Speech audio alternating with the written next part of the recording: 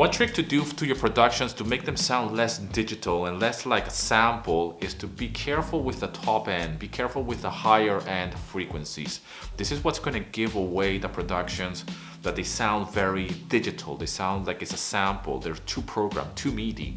So the best way to create a very organic or warm sound is by cutting off a little bit of the higher end frequencies. All samples, they sound very digital.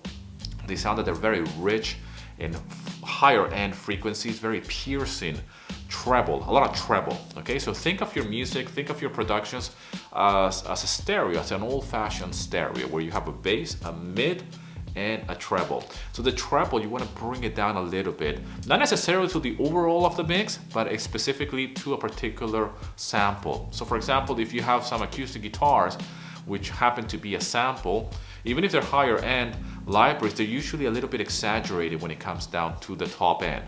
Bring it down. I will probably just cut off a little bit of the higher end. Too much air could be a problem. The same goes with cymbals. Some cymbals and some MIDI instruments are a little bit too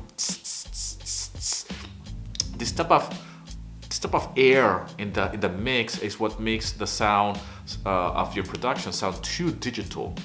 In my opinion, it sounds really fake. It sounds too much of a sample, too much of a plug-in. You want your productions to sound as organic and as warm as possible. And you can definitely achieve this by making them less trebly. So pretty much just think of your mix and your sounds as, again, as an EQ, but an old-fashioned stereo EQ. Bass, mid section, and a treble. Just bring the treble down on a particular library or sound or sample. And if the mix is too much trebly, then try to accommodate in the mix, in the bus section. This could be a little bit harder to achieve that, but once everything has been mixed, but it's better to have a little bit of less treble than have way too much.